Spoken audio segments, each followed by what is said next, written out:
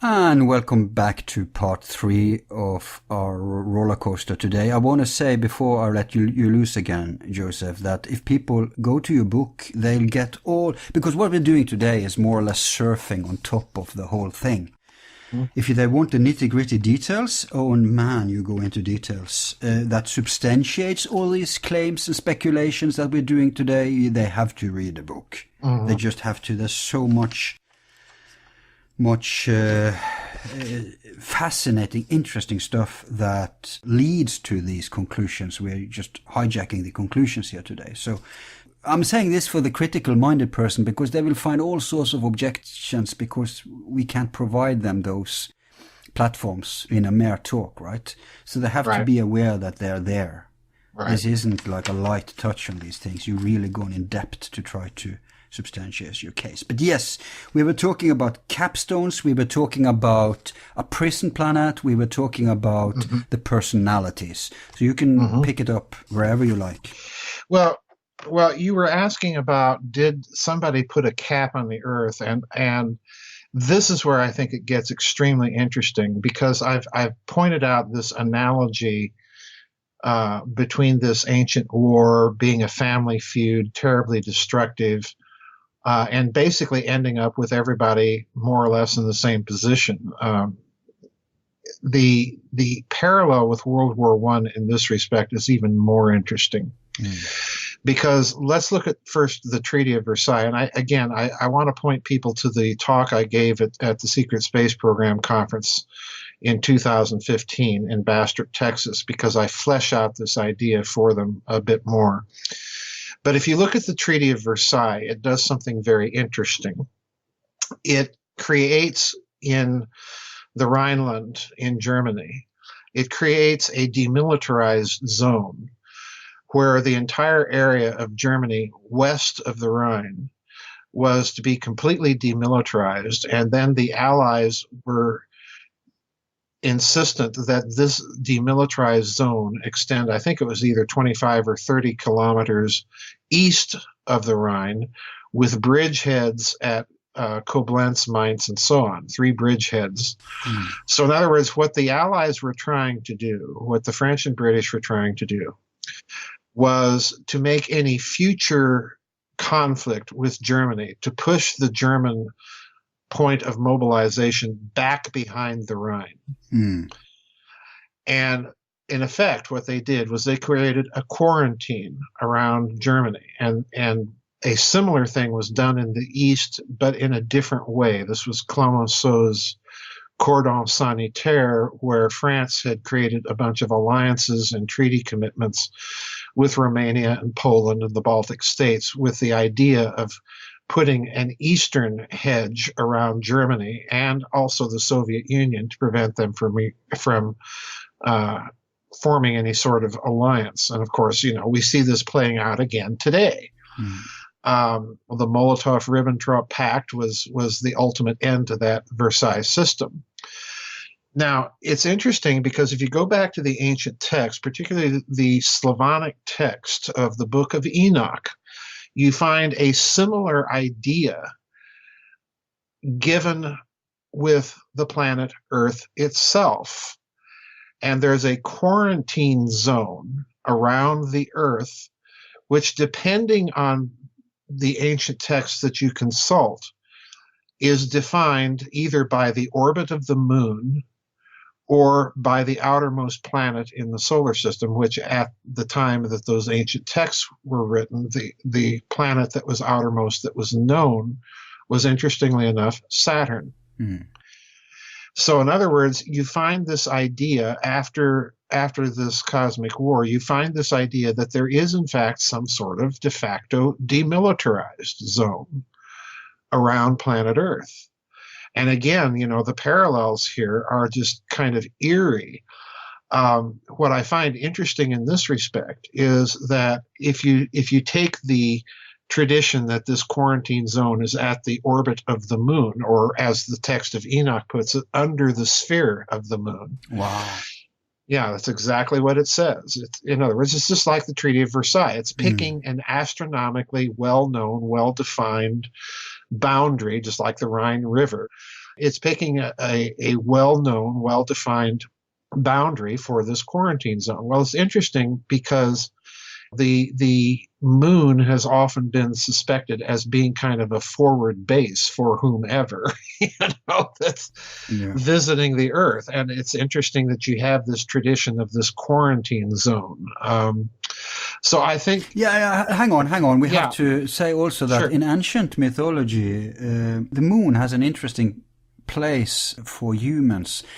Obviously, they spiritualized everything, but if we look at the realistic, the literal aspect of it, when they say that the moon is connected to souls. Yes. Mm-hmm. For instance, I think Plutarch was one of the people who said that when we die, the body goes to Earth, but the psyche goes to the moon.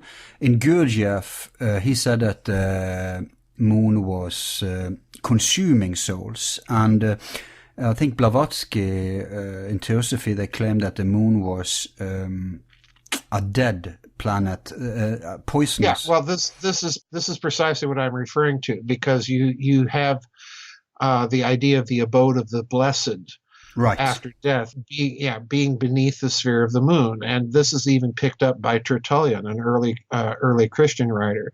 So, in other words, this idea is very old. It's very widespread. Yeah, you have to get past the moon to get to the fields of Elysium. That's the prison kind of, and many people are thrown back at Earth. Right. And you have, of course, John Lear's more materialistic take on it, that they have soul towers there that kind of sucks or up energetically or whatever, but that is controlled by quote unquote aliens or watchers or guardians or whatever. Right.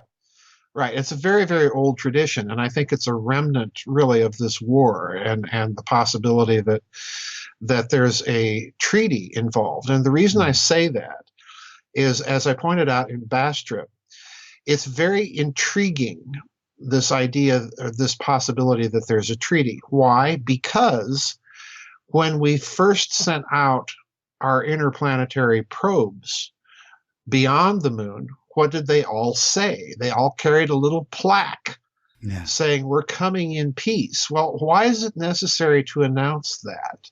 And like Hoagland says, for all mankind. Yes, exactly. Not just for humans on Earth. Right. So, in other words, I'm suggesting that those plaques were not simply a bit of fluff. I'm suggesting that they were doing that because they might have thought we would be in some sort of treaty violation. And it was necessary to make bona fides clear. So, which we actually, here, future conspiracy, because they all say we didn't go back after Apollo, what was it, 17? 17. Yeah. Mm-hmm. Right. Mm-hmm. Why? Most people say it's been precisely because we've been warned off. Yeah, some people say that. Some people say, of course, we never went. I disagree with them. But I do think that it's mightily suspicious that Apollo 17 was the last Apollo, because Apollo 18, the booster was paid for and the crew who was selected. So in other words, that mission was ready to go. And the excuse has usually been cited that this was due to budget cuts. Well, it's untrue, because again, the booster was already paid for, the crew was already selected, and suddenly Nixon says, "No more Apollo, we can't afford it." Right. As if he cared about that. Vietnam. Let's not go there. No. But yeah, it's very, very suspicious. There's so much going on, I think, behind the scenes with all of this. And again, if you view it from the standpoint of this ancient cosmic war, the possibility that there may have been some sort of formal treaty that concluded it, because again, you're dealing with almost the exact same process that you see after World War I at Versailles, inventorying and all of this good stuff.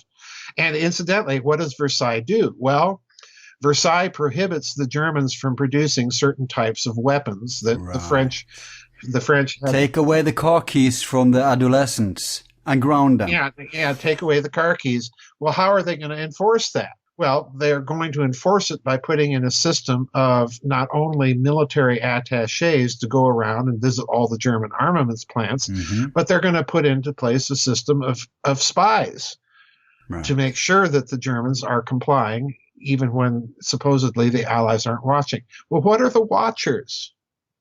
Yeah. Why are they watching? Are we entering Nephilim, Anunnaki? I think to a certain extent you are, because the Watchers are called the Watchers. Well, why is it necessary for them to watch? Yeah. Yeah, why are they called the Watchers in ancient law? That's true. Yeah. That's a weird word, actually. It is. And I think it's due to this cosmic war, once again, because we want to keep an eye on the humans. Yeah, keep an eye on these, on the apes. Yeah, keep an eye on these monkeys down here on this little planet, because we don't want them to do what they just did. So I think when you put all the pieces together, these strange little things are all adding up to, there may be some sort of cosmic Versailles. But what about the Van Allen belt? Are you one of those who entertain that could be artificial? I think, well, let's put it this way. Because it's a big point for the moon hoaxers. Oh, yes, I know it is. I've been around and around with those people about the Van Allen belts. But yes, I think it's possible that they can be artificial, very simply because at a certain point in the 50s or early 60s, I forget when it was, there was actually an attempt to explode a hydrogen bomb and load the Van Allen belts up with even more relativistic particles. I don't remember exactly when this was, but there were studies, and I think it may have actually been done, but there were at least studies about how to create this if it should ever become necessary. So, if they had the technology in the 50s and 60s, presumably an ancient, sophisticated interplanetary civilization could do the same thing. Is that the quarantine zone? Maybe. We don't know. Oh, I got a dark idea. What if the moon itself, at least it is indirectly, because we're dependent on it to have life on Earth. Right. But what if the moon itself is some kind of weapon pointed towards Earth? You say in the book that it rings. So here we have and we know, you can go into it if you want, but that's also a clue that it's a part of this sound-based technology.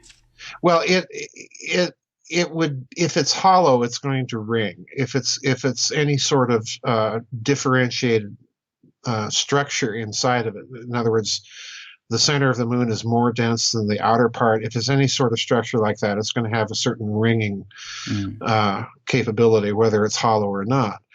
The really interesting thing, though, is your hypothesis that it might be some sort of weapon, because what do you see on the side of the moon facing the Earth? You see the Maria, which are, if you look at the Maria, they always appeared to me to be blast zones. Right. There's all sorts of very, very heavy metals in the Maria, titanium, beryllium, just weird stuff when you get right down to it, that looks like it's just been blasted. And melted the glass. And melted, and there's evidence of some of that. So, you've got a lot of strange stuff on the moon that makes it appear like it might have been involved in that war in some fashion. The Valle Marineris on Mars, yet another big gaping scar on a planetary body that could easily be the result of war. And again, I lean to that view rather than to the electric universe natural catastrophist explanation. There's a reason that Mars is associated with war, and I think we need to start taking that very seriously. But getting back to all these details, it looks increasingly like you're dealing with a war. So if you're dealing with a war, what happens at the end of it with the high contracting parties? Well, there's a treaty, probably somewhere, that would seem to indicate that we get little glimpses of, or little kind of decayed evidences of, in some of these texts, with this idea of a quarantine zone, or the zone of the blessed being at such and such a place in the solar system. I think I think it's entirely possible that we're dealing with something like that, and that the reason that we've put these plaques on our space probes is that the powers that be, as mankind was entering the space age, realized on the basis of some of this type of analysis of ancient texts that, hey, we better be sure that we're not stepping across some line that's not. Yeah, I don't think it helped that we exploded atom bombs either in the same period. Well, that certainly didn't help, but it was also the clue that we had access now to a technology that could send out those longitudinal pulses in the fabric of space-time, which is exactly what I think happened. And somebody out there had the ability to detect that, and that's why. And the UFOs, yes, bingo, exactly. Mm-hmm. Which is interesting that they show up in 1946 in the Baltic states rather than over New Mexico. Yeah. So take that for whatever. Well, they do also show up, in New Mexico, but then after New Mexico is relevant in this perspective.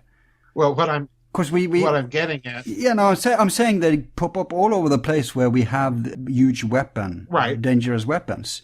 And yes, it started in 46 in the Baltic states, but after that you can see kind of a correlation. Well, I'm getting at the Germans, in my hypothesis, actually testing an A-bomb in 1944 in the Baltic. Exactly. So I think, that's the other thing, that ufology wants to look at the appearance of UFOs in response to the A-bomb. And, that was suggested by Frank Edwards, as a matter of fact. And what I'm arguing is that if you're going to argue that, then why are they showing up in the Baltic? Oh, lo and behold, looky here, we have allegations of German nuclear tests. And all the evidence that they have been tampering with our nuclear arsenal. Oh, yes, absolutely. Absolutely. And the Soviets, for that. Like good watchers. Yeah, like good watchers. Bingo. But who, in your hypothesis, who are the Anunnaki and the Nephilim? Are they the same group? You have a chapter called The Good, the Bad, and the Nephilim. Well, I think that if you take the texts at their word, mm-hmm. The Nephilim and the Anunnaki, I think, are the same group of people. It's just, one is the Sumerian term, the other is the Hebrew term. Right. I think that they are predominantly bad. I mean, if you want to, in our perspective, yeah, in our moral thinking, because they're constantly interfering, and they don't appear to have, by any of the texts that you read, they don't appear to have too much high regard for human life, other than as kind of intercelestial sex partners. No, but I mean, any prisoner would regard their wardens as bad, and where there's absolute power, there follows corruptions. Many wardens look at their prisoners with the same contempt. Right. So I think if we're dealing with survivors of that war with these groups, then we're dealing with the bad party. But again, my model, as I mentioned earlier, is that there were survivors of the war, basically that the elites or the deep states, if you will, of both combatants in that war survived. And as a result, they were trying to jumpstart humanity again on this road to technological progress. And as a result of that, at times they had to make common cause. And again, the World War I analogy certainly holds true, because you see after that war, you see very strange conflicts of interest, certainly between the former Central Powers and the Allied powers, but you also see these strange examples of cooperation as well. So again, it was a matter of necessity. They had to cooperate. The Soviets and the Germans had to sign the Rapallo Treaty, and so on and so forth. So you see the same pattern in the ancient texts. Let's take that reasoning to its uttermost, and because if you watch that part of history then, the First World Wars, and we see, like you say, the elites in those countries were puppet regimes. But what happens is that at some point people revolt, and in Germany's case it became the fascists took over, and Right. at least at the surface, they had no regard for the old rules, for the old elites, enter-World War II, right? Now, the same could kind of be happening on a global scale, that in the beginning they have obedient players, but at some point we revolt and take over the arsenal, and, you know, that, because the current elite, I mean, they are shoot first, ask after. If they encounter UFOs, etc., they don't seem to be cooperating that well. Right. You know what I mean? Yes, I do. It seems that we are becoming like, in this analogy, like the Nazis did. That okay, now we're high on this power we have. Let's try to. Well, you're raising two very different but very interesting issues here. If you look at the cosmic war in the wider context of the attitude of the gods towards humanity, and in particular in the Sumerian texts, it's very interesting. You have Enlil and his ilk, the law and order crowd. I think of Enlil as kind of a pantheonic Hitler or Mussolini. You know, I'm here to impose order.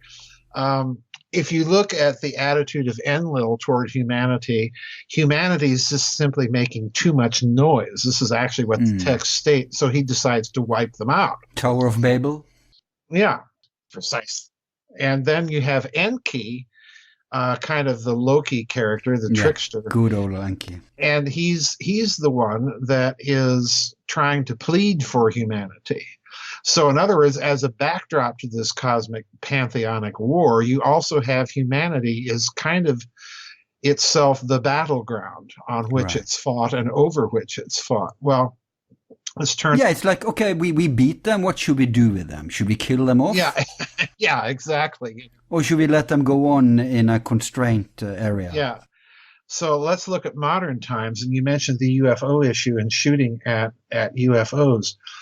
What I think happened, and I've pondered this in connection with this cosmic war hypothesis, and I suspect, Al, very strongly, that something like this type of attempt to reverse engineer the reasoning of the post-war American deep state, and by parity of reasoning, of course, the extension of that deep state and its connections to the other allied powers, France, England, and so on.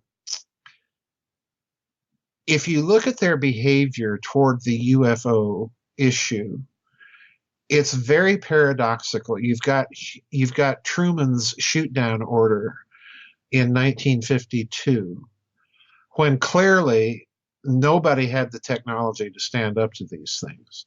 So why is it being given? We had the self-destruction technology of atom bombs. Yeah, we had the self-destruction technology, but nothing to take these things out. But if we are the prize, we could use ourselves as hostage, like a what you call it, a suicide bomber. Yeah, I think something like this is in play. I think precisely what you say is they're playing a kind of brinksmanship. By the late 1980s, what I think is beginning to happen is, and I tried to argue this case in the 2 secret space program conferences, you've got to establish to whomever is doing this that humanity is capable of engineering on an exotic scale. So that by the 1980s, these kinds of hostile activities seem to dwindle off on the part of UFOs. So in other words, Philip Corso actually comes out in his book, The Day After Roswell, and just bluntly states that the whole mutually assured destruction scenario was as much about the UFO problem as it was about the Soviet Union and United States deterring each other. Right. And it's interesting that by the 1980s, he said we had managed to stalemate the situation. In other words, what he's implying is that we reached a certain technological plateau that we no longer had to play the mutually assured destruction game, and that this activity backs off. So again, I think you have the prisoners took over the prison. I think you have the case that the cosmic war scenario may have been lurking in the background of the thinking of the national security establishment after World War II. Because if you look at the steps they've taken with respect to space since the end of the war, you see it being done in a very deliberate, calculated way. You know, these little placards, we come in peace. Now we're not even talking about we're coming in peace. No. We're going to go out there and mine it.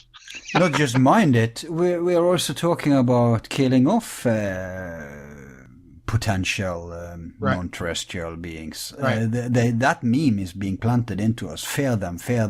Yeah. We have to protect Earth. We have to. Yeah. Werner von Braun, the scenarios of invasion, etc. Right. It's not as if they are doing their bidding and trying to make us like them. Right. I mean, Stephen Greer isn't very popular with his perspective that they are the good guys. So obviously the bad guys scenario is winning. Yeah, I think so. And again, I think it's because you're dealing with very possibly people in the national security establishment, not only of this country, but, you know, other Western countries that are looking at this problem from the cosmic war scenario. You know, we've been here before. We don't want this group coming down here and interfering with us again. The last time they did, look what happened. So yeah, I think this very much is a part of their thinking. This is an interesting hypothesis, and I'll throw into the mix another interesting potentially correlation, and that is that in the 80s, it's rumored that's when we unearthed something in Antarctica, because obviously we are not using the pyramid as a weapon today to fend them off.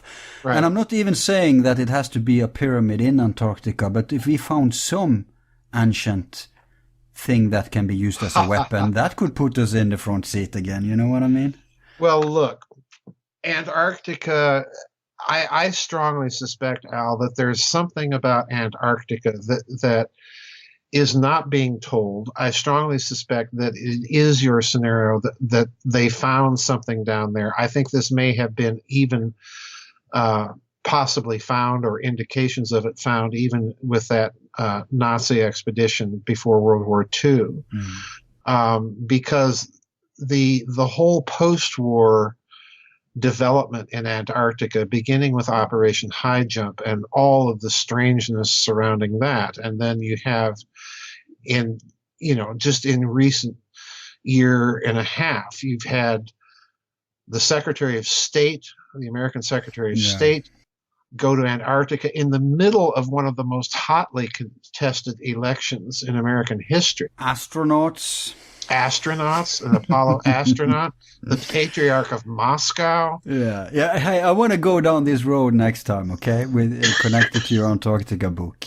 Well, yeah. I mean, what I'm really getting at, though, is I'm in agreement with you. I think it's entirely possible that they have found something down there, right? Either by way of an ancient civilization or possibly a very sophisticated technology, possibly both. Who knows? The strangeness of people going there, when you add it all up, I mean, when you add up all the people associated with or going to Antarctica, I mean, we've got everybody from Hermann Goering to Rudolf Hess to the Patriarch of Moscow to John Kerry to Buzz Aldrin. This is a weird list of people. It is, but I mean, this awe, it's evil itself and everything, this awe that they show for Antarctica, let's go down and pray, could be, I mean, substantiated by finding a Death Star weapon thing. Yeah, sure, yeah.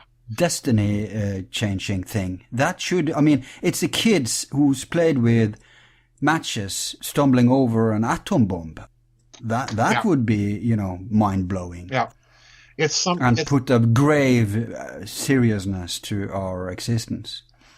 Yeah, it's something that's got their attention. I mean, it has to be. And I think, again, that given the kind of speculation and big, broad scenario that we're painting, it all points back to this ancient high civilization and the possibility of some big technology. Hey, what if they found a thing that was hidden?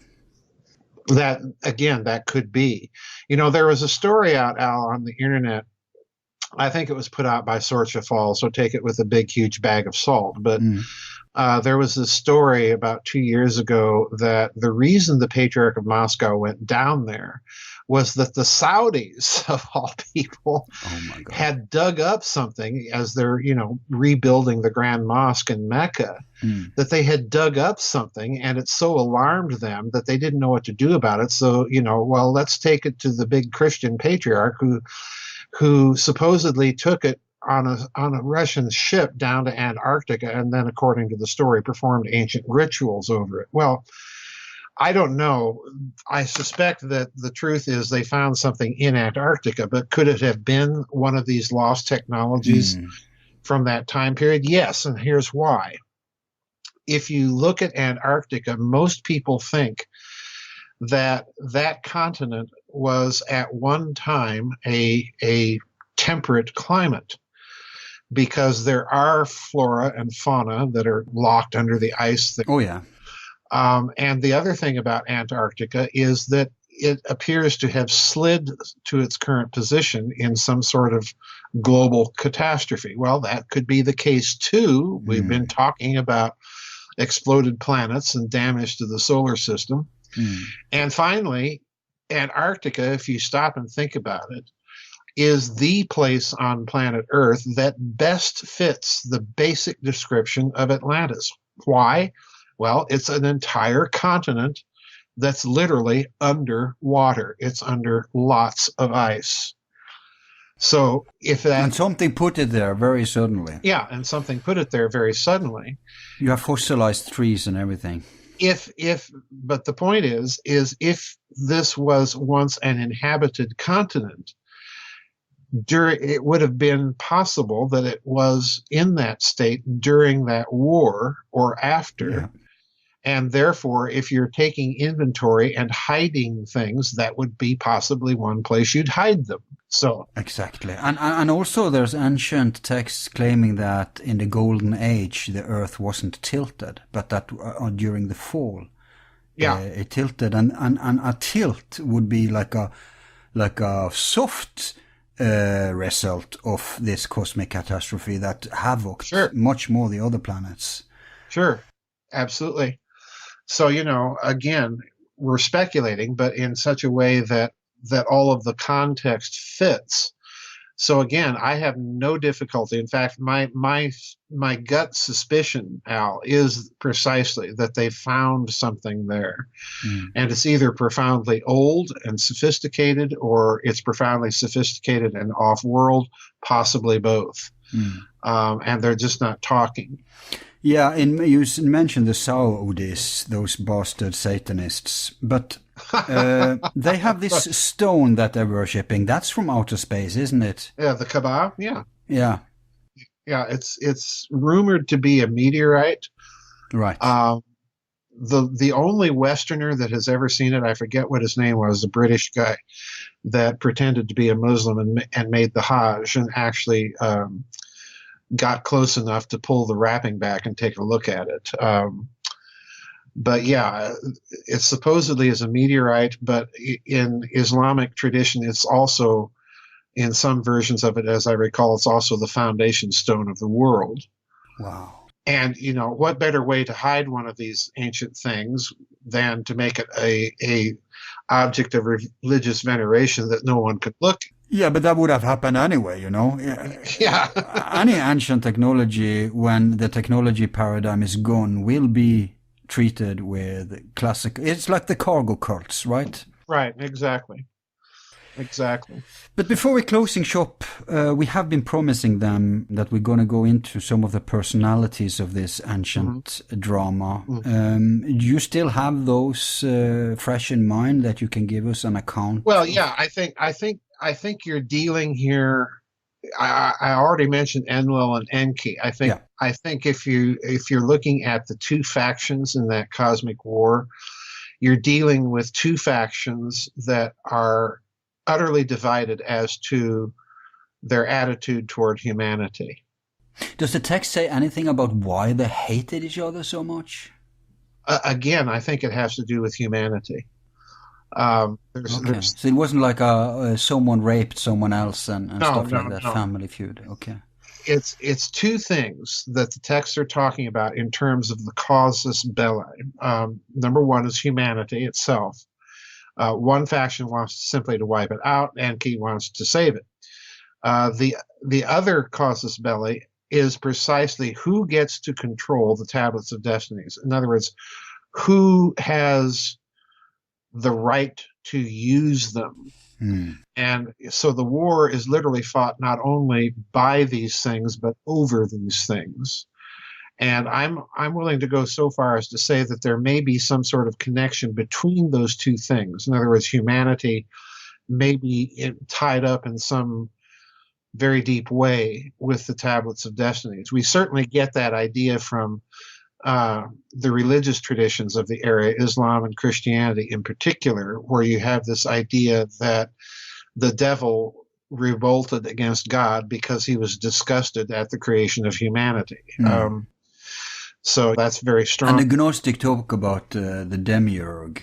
That Yeah, the Gnostics talk about the demiurge and the archons and so on and so forth. And you get this idea that humanity is kind of a linking being between levels of the cosmos. So it could be that. I don't know. But there's a spiritual aspect to that. there's a spiritual aspect. About energy and sacrifice, but we'll not go down that road today. That's reserved for a philosophical show. Right, but I think it is part of this. But the other characters that you have to look at, I think, in terms of this cosmic war are two in particular. One, of course, is Ninurta, who's the fellow in the Babylonian epics that actually goes in and finishes off this great weapon and then takes the inventory. But the other fellow that you have to look at, I think, very carefully is Nergal. Nergal is an interesting, not well-known Sumerian Babylonian deity, but Nergal is in fact Heracles or Hercules or Ares. In other words, Nergal is Mars. Right. That's their name for Mars. Right. Now, it's very interesting. I pointed this out in Giza Death Star Destroyed. If you take the face on Mars, okay, and tilt it, view it from the computer-generated side, not head-on, but in profile. Right. If you do that and then compare it to depictions of Nergal from the side, they're almost identical. Wow. It's creepy. And again, that has no evidentiary value other than in the context of all of this other stuff where it may be significant. But Nergal's the other character here. So what role did Nergal have in this epic? He's the one, if you read, he's the one that goes down into the bowels of hell to recover some of this technology and enable his rule. Could it be Prometheus we're talking about here? Yeah, I think so. He's kind of a, if you want to look at... Was he punished?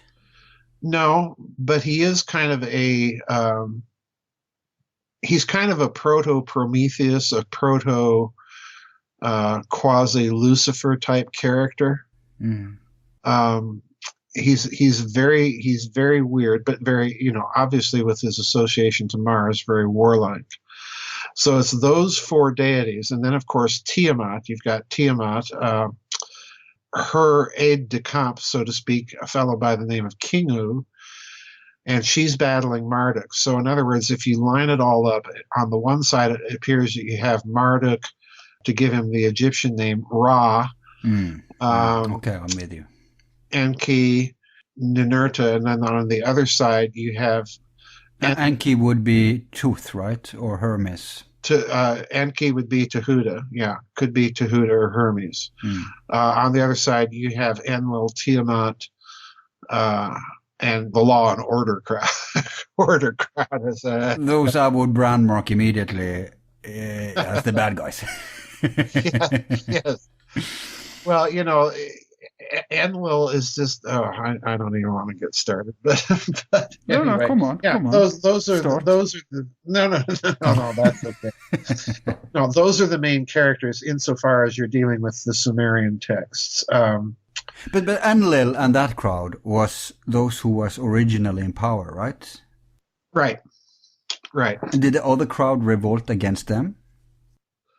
Yes, and again, it's part of the reasons for the revolt is humanity. You're looking at if you view it a certain way, you're almost looking at Kronos and Zeus. Right. You've got the old order and the new order. Yeah. And clearly this is playing out in the Sumerian text. You've got an old order and you've got a new order. And the problem is part of the new order wants this little monkey to thrive and the old order doesn't. So obviously the new order won. Well, we are here. Yeah, the new order did win. We're here, but we're not free. We're crippled in a certain way. Yeah, but that could be the damage of war. Yeah, that's true too. It's difficult because people always want, the thing that makes this difficult is that people always want to try and squeeze this into some sort of Western quasi-Christian template. And I don't think it's possible to do that without, having to chop off a lot of sharp, rough edges. Certainly there are obvious resonances with Christian tradition, but it's very difficult to draw exact parallels. Well, it's Christian lore is so new, it's so degenerate compared to the original. Right. We should have access to the Library of Alexandria or something. Yes. If we were to make sense of everything here. Well, let me give you an example of why it's difficult to do, and I mentioned this. I mentioned this in the book. We all know the Tetragrammaton from Exodus chapter 3, where Yahweh says to Moses, Moses asks him, well, who should I tell him sent me, referring to the Hebrews. And Yahweh's response is, tell them I am sent you. I am who I am. Ego sum qui sum. Right. Or ayer, asher, ayer. Yeah. Yeah, in Hebrew, Ea, asher, Ea. All right? Yeah. Now, interestingly enough, I think it was Rollins that made this argument. If you look at Ea, that is actually the Sumerian name for Enki. So you might have a pun here taking place in the Hebrew text. Ea, asher, Ea. Tell them Ea sent you. Right. And of course, Ea is Yah in the Hebrew. So Enki is saying, tell them Enki sent you. So in other words, that is one little very weird kind of punning possible indicator that there's more going on here than meets the eye. But other than that, it's very difficult to squeeze this whole Babylonian pantheon into the glosses, into the monotheistic religions and their texts. Although when you look at those texts, you do get those little resonances like the one I just mentioned to you, that somehow survive. So it's very, very difficult to draw exact parallels. I do think that you're dealing with a broad mythological template that somehow manages to translate itself Yeah. in different ways from Different Sumer cultures. into Yeah. Egypt, into Greece, into Rome, and so on. You've got basically the same things, but the details are not always going to line up exactly. No. Your premise is that it's contaminated, so Yeah, it's a kind of an inductive detective work you have to do to trace. exactly. So Exactly. that's okay. We get that and we accept that. But would you say then that the new order, are they the ones who, okay, humans are granted to exist, but let's now hide these things so we never get back in this? I mean, we waged a war for their existence. Let's not repeat that. So let's hide these explosive toys so that humanity doesn't put us in this predicament again in the future, because it's so costly even for us gods to have this damned war over them, you know? Well, I'll put it this way. My working model has always been that the elites of that war survived, and possibly, and my belief is, have survived down to our day. And the reason I say that is, if you look at You mean on Earth? on Earth, yes. If you look at the current elite in charge in the West, it looks very much to me like the old order. They're calling it the New World Order. But it looks very much to me like... And Lil. Yeah, it looks very much to me like this is the same people that wanted to wipe everybody out. Because, again, we've had indications that that's precisely what they want to do. Yeah. And at a certain point, there was an intervention that prevented them. So I think that we're looking at something massively huge that's been persisting throughout human history, and elites in the background trying to manipulate things. I have to be critical here, because I have to be honest, and Sure. I know you and Hoagland and many others have that perspective that the elite survived and somehow got back in business, and those observations are true. There is a correlation, but it doesn't have to be causation, because let's say you're part of an ancient elite and you are disconnected from the technological reality eventually over time. Mm-hmm. They are bound to take the cargo cult perspective. They are bound to, even if they have inside information, they wouldn't have premises to make them understand the ramification of what we're dealing with. Oh, but I think you're misunderstanding me. When I say survive, I don't mean survive with full knowledge. Oh, okay. I see. They kind of figured it out again, piece by piece. I think certain key notions or conceptual nodes survive, but they don't necessarily survive with the full knowledge on the part of those preserving that knowledge. And in fact, I would go further and say it may not even be the case that you have... Oh, it can be a revival instead of a survival. Yeah, I don't think it's the case that you need to posit that the institutional personal connections exist from that cosmic war up to today. It's rather, which I certainly would aver would be possible, but it's rather probably the case that what survives are those notions themselves and the agenda or plans that those notions engender. Right. So and the philosophical implications and attachments. Right. That makes much more sense to me, and I think it's a very important caveat, because there's many people who interpret this theory of yours very literal and think that it almost like, and unfortunately they also project it onto current cultural factions, and I think, yes, there may be cultures that have been carrying these impulses, but it doesn't mean that we're infiltrated by a cabal of enlightened evil demons who have known all the time, and for some reason just now are starting to shake their ugly head. And you know, that can lead to Holocaust, if you see what I mean. Yeah, well, so I'm much more with you with a revival or a kind of a piecing back the puzzles together. And now that we have the paradigm and the technology, putting two and two together, and voila. Yeah, mind you, the agenda is back. Mind you, I'm not ruling out the other, but my druthers are that if there is a continuity of institutions, so to speak, then at best we might be looking at a continuity from certain periods in ancient Egypt, but not an unbroken continuity in terms of something going all the way back to that cosmic war. But enough survived for them to piece it back together and get back to that paradigm they had back then.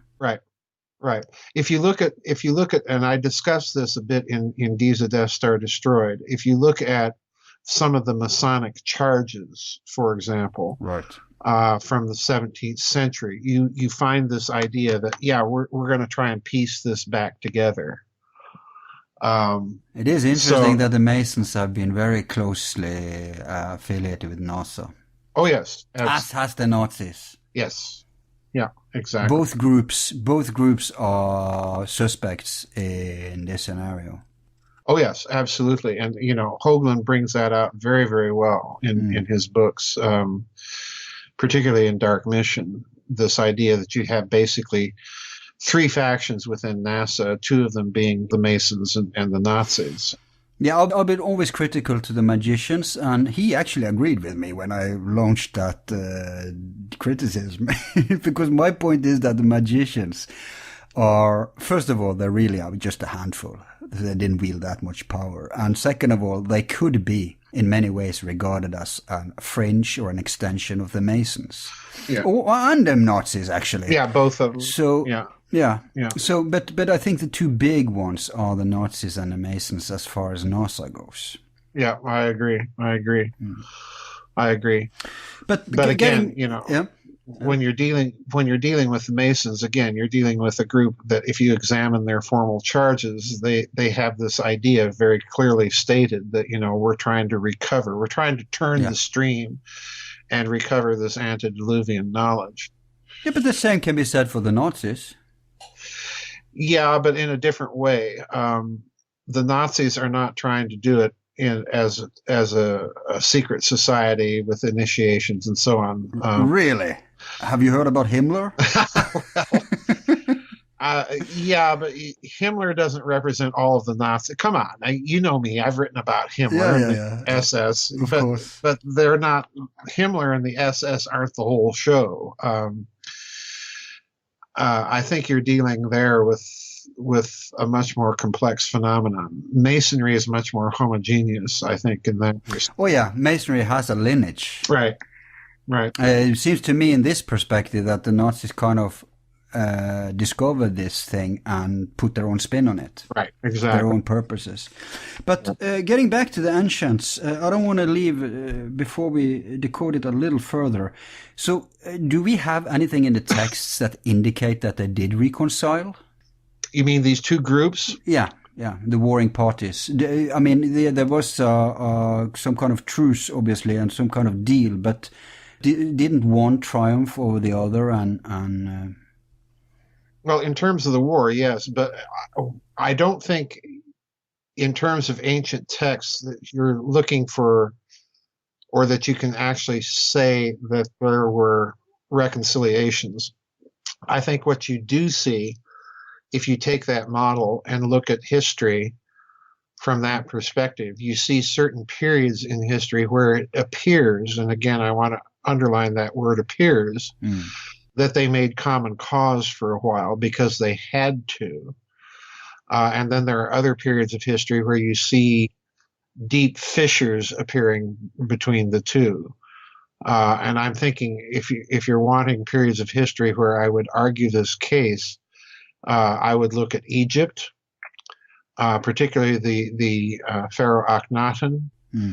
I would look at some of the things that Paracelsus had to say about the Hebrews wandering back and forth between Egypt and Babylon. He has a very interesting take on it.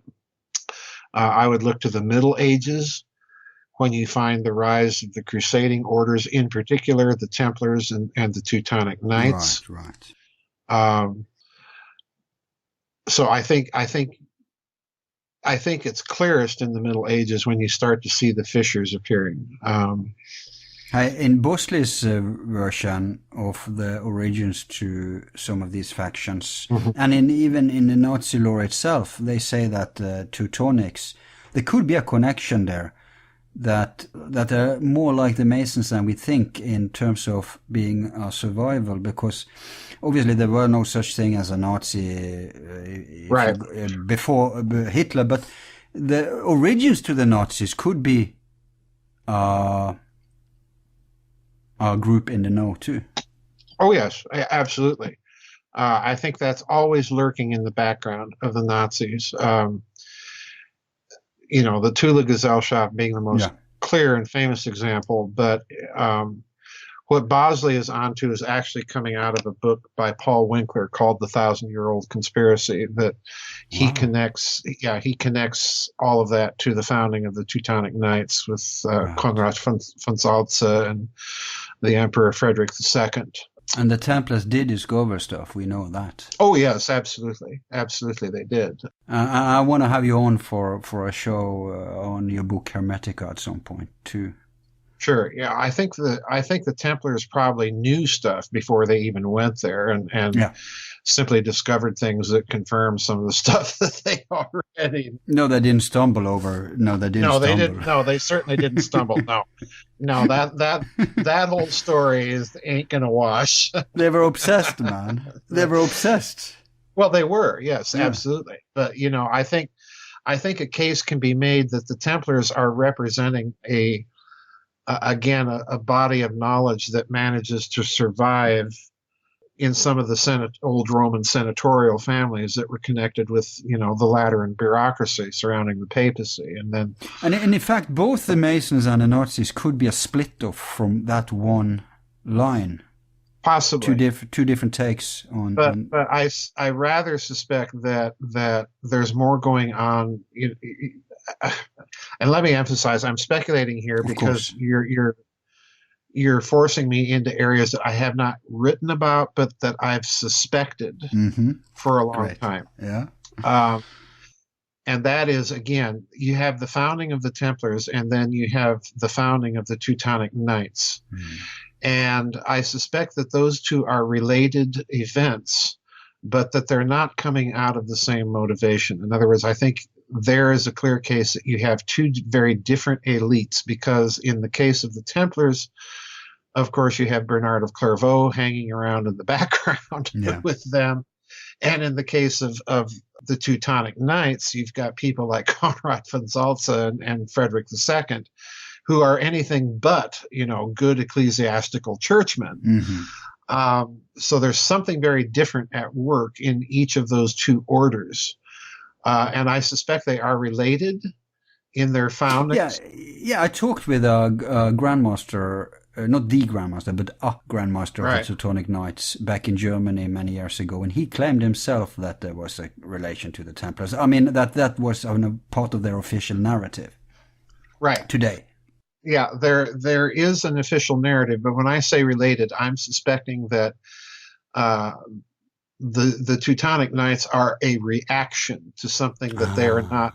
You see what I'm saying? In other words, it's not coming from the same source. It's coming from a different motivation, but that you're dealing with people that know that the Templars are up to something, and they know what it is, or know much of what it is, and they're going to combat it. Because we must remember that in spite of the ecclesiastical trappings of the Teutonic Knights, this is an order that is not, unlike the other orders, is not under the direct jurisdiction of the papacy. It's under the direct jurisdiction of the Holy Roman Emperor. Right. And that's a very different matter, because, of course, ultimately the Grand Mastership of the Teutonic Knights passes to the House of Hohenzollern. So, that's that opens another can of... And by the way, the Nazis are nothing if not a reaction too. Yes, exactly. Exactly. Exactly. So But you said that the motivation for the war would be humanity, but in your book you're talking about the theft of this technology and the hegemony of it. yeah. Well, the technology is a hegemonic technology. It's a technology of mass destruction, and it's a technology that, uh, if you have mastery of it, it gives you, it's a universal technology. It's a cosmological technology, and that's why the war is so bitter. But who said in the text to have taken over the control of this? Pardon me? Who in the texts are said to have taken over the control of this? Well, which faction? I think ultimately the faction that wins in the cosmic war and takes the technology, destroys some of it, and hides the rest of it. The New Order. I think that the New Order. I think it's the Enki faction. I think the faction that wanted to keep the technology and use it was the Enlil faction. So if they had been allowed to wield it, we maybe wouldn't be here today. Precisely. Well, the technology was wielded. It blew up a planet. Yeah. But as to who wielded at that point, I don't know. Yeah, right. And why? I that's the problem. That is precisely. So if Enlil did not reside on Earth, and I do think they say that his main abode wasn't Earth, it could be his main base that was blown up, the exploded planet. Possibly. Yeah, possibly. You see, again, I want to stress, I paint the cosmic war picture in the book in a very, very broad sense. In fact, I don't even get into these types of questions. No, which is why we can afford to speculate now. Yeah, I'm speculating on the basis of a few things that I cover in some other books. But in that book, I'm simply erecting a very broad scaffolding that, number one, this war was fought. Here's the people that fought it. Here's what it's fought over. Here was what it was fought with. Right. But as to who's doing what at a certain particular time, no, it's not that kind of book. And the reason why, and I point this out in the chapter dealing with chronology, the reason why is that there is so much data that one would have to wrestle with and assimilate to get that kind of detailed blow by blow accounting of that war, that it would, I think, literally be impossible for one individual to do that. And the other problem is we're still in the process in this alternative field of research in hammering out that standard narrative. When did the flood occur? Is the flood something that is primarily an event on planet Earth, or is it to be located elsewhere? When did this cosmic war occur? When did the planet blow up? Well, as I indicated when we first started talking, Van Flandern actually gives two very, very different dates. And they're different not only in terms of nearness or farness to the contemporary times, they're different by an order of magnitude. One is 65 million years ago, the other is 3.2 million years ago. And then you add in the dates of the Mars researchers, Dr. Mark Carlotto, it's 600,000 years ago. So in other words, there's so many different diverging dates for all of these things. That's the reason why I had to paint with very, very broad strokes. And the same thing holds true with, who's doing what and when with what. Yeah. We just had on a chap who's more into the theosophical version of this, based upon the old document that many claimed was an invention of Blavatsky, but has been rediscovered. It's called the Book of Xian. Yes. And according to that, we are talking about millions of years, and you know as well as me that Cremo and others have documented that there were human beings all the way back actually to the more radical aspect of Van Flanders' timeline, namely even 65. I mean, 2.3 is nothing. Even 65, and if there's been humans around for such a long time, all the myths and survival things, you would expect them to be conflated. You would expect them to diverge. There wouldn't be a uniform. Right. And I do point out Cremo and Thompson's research in the book for the pure and simple reason to point out that, the evidence for humanity being around a lot longer than the standard narrative of 150 to 200,000 years ago it has some evidence behind it. Of the two dates, my preferred date is usually the 3.2 million years ago date, simply because most of the extraterrestrial artifacts and so on that others are encountering seem to date from a period closer to us rather than that far back. But again, that's all up in the air. That could go out the window tomorrow. Yeah, that's easy. It's the least leap. That's easy. Right. But we have indications that man has lived parallel with dinosaurs. Oh, yeah, yeah. Well, so anything is possible. But I appreciate the openness. You're not presenting a closed case, of course. No, you're an academic. And so, but that's why we could be all over the place today, because it allows for all these speculations and possibilities. And oh, yeah. We have to emphasize, like you do all the time, of course, that yes, you're providing a grounds that can't be disputed, but then there's all the ramifications and implications and consequences, and that's where we're all over the place. Right. We're not lunatics. We know that much of this is beyond evidence, of course. But that's also the point with the 65 million year, because the further back you go, the less fragments would survive. It just stands to reason. Yes, so, exactly. Exactly. But according to the guest I had on recently, he's operating with a chronology of millions of years too. So that's more and more people. Closed door is now entertaining that. More and more people are realizing we're not talking about 200,000 years. We're talking about millions of years. Yeah, I think so. Yeah. Yeah. I don't know. Is there anything you would like to add to your book, The Cosmic War, at this juncture? No, other than what you said before, that, what we're talking about tonight is kind of the Cliff Notes high overview. The book itself is very detailed. And I think once people assimilate the details, then they'll have a better picture of how much evidence there really is for what we've been talking about. In my view, it's very persuasive, because we've got these wars of the gods traditions from all over planet Earth in one form or another. And I think if you look at that and compare the text to what's out there on the other planets and so on, I think it happened. Indeed. And I really recommend this book, because you go into so many people think you only go into the ancient stuff, and although you do that, you also go into actually almost all areas of your current list of books that you've done. Right. You find all sorts of aspects to it here. Yeah, that is the book that I regard as kind of the foundation for all the other books, and I do mean all the other books. Maybe the one book, if someone doesn't have one book of you, this could be one of the optimal books to get. Yeah, if somebody were to ask me, well, what one book of yours would you get, I would say probably that one. Because it grounds the physics thinking, it grounds the historical analysis that I do, it grounds the way I deal with texts.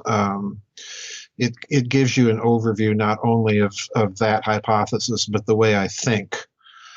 And many people have told me that book has helped them understand the other books simply by a way of demonstrating how I think and how I reason. Yeah. And you do provide references and footnotes too. Oh, yes. Yeah. Yeah. All my books are footnoted. I'm a stickler for that. Yeah, that's a good thing. Too few people in the alternative do that. Yeah. Now, I want to say one last thing. Sitchin, didn't he do some errors in the translations? Yeah, there are people that point out that Sitchin makes translational errors, And I have to be honest, my reaction to that is kind of visceral, because this is a standard academic tactic when you want to disparage the argument that someone is making. Right. As a result of those attacks, what I did in that book was I used accepted standard academic translations of those Sumerian texts.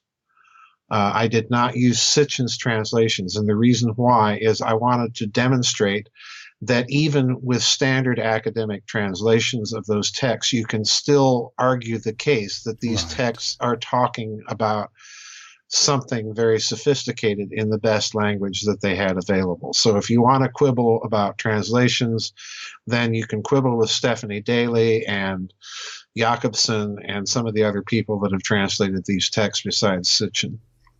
Good point. Good strategy too. Oh yeah. You do quote the Necronomicon in the book. Is that the same version that Levenda is involved in? Yes. Yeah. Okay, cool. Interesting. Yeah. That's simply quoted as an epigraph. Yeah, sure. To one of the book sections, yeah. Yeah. I think I'm going to read it at the end of this show. It seems so relevant. Oh, yeah. Yeah. Great, Joseph. I think you provided a very entertaining, if nothing else, and interesting take on this big mystery that haunt us and that we'll get back to again and again and again. So thank you for coming on again and doing that. Oh, you're more than welcome. Thanks for having me back on.